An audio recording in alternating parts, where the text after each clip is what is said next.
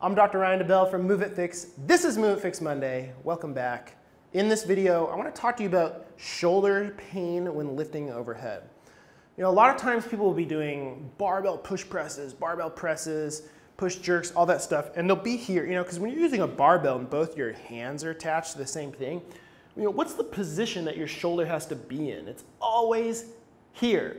You can't be here, you can't be here, you can't be here. The weight distribution is always the same. And look, the body is extremely adaptable. You could do anything over time and your body will adapt. And if you do the same thing over and over and over and over again, it can lead to irritation. So if you only do pressing here, and people do pressing and it's like, oh, at the top, my shoulder hurts, they're confused, or you might be confused, like, what do I do? What's okay? Should I not lift overhead? Should I lift overhead? Should I do banded exercises? And so I think it's important to understand that if you're always pressing the same way and you're always stressing it the same way, maybe you just need to change a few variables.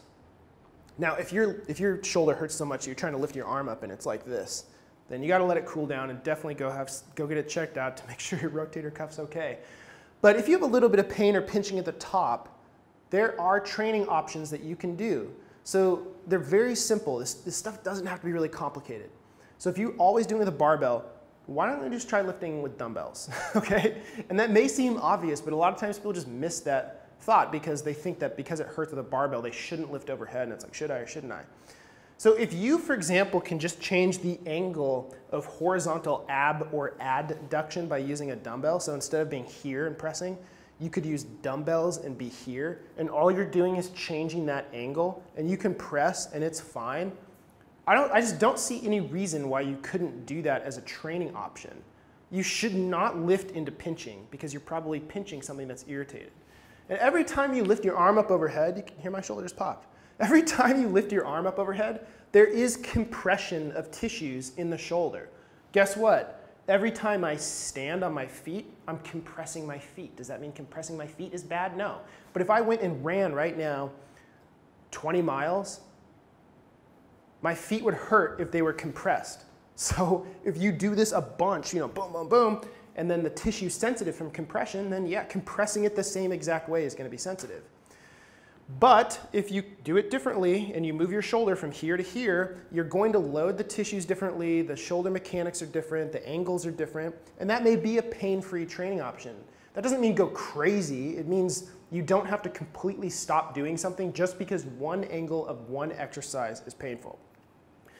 Now, a lot of times people will be like, okay, I could use kettlebells, and the weight distribution of the kettlebell makes it like more rotator cuff activated. And maybe that's true, but honestly, if you just look at the different angles and disconnecting your arms from each other, a lot of times that's a very beneficial thing. So you could do this angle of pressing variations, but you could also do different angles of flexion.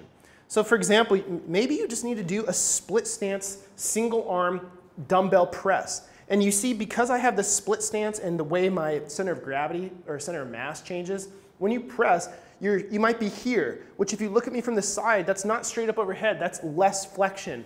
And that may be a pain-free training option for somebody. So whether you have shoulder pain or somebody you work with might have shoulder pain, you don't have to stop doing everything. You try to find a pain-free training option. Try different apparati, try different angles of abduction, adduction, and flexion, and see if you can find something that is a pain-free training option. Now, additionally, you might want to do some rotator cuff strengthening. We'll save that for another time, but those are some thoughts, you guys, on lifting overhead with shoulder pain or pinching. You may need rest. Rest is very helpful sometimes, but you should also look for a way to continue being active and train, and sometimes you got to switch it up, and that's okay. So that's what I got for you guys this week on Move It Fix Monday. Hey, if you like this video, make sure to subscribe on YouTube, and you can also find me on Instagram at Move It Fix. And I don't know if you guys know on YouTube that we have a podcast, Move It Fix Podcast, but make sure to check that out as well. So if you like deeper, longer conversations, we have those available. So that's what I got for you guys this week. I'll see you next time.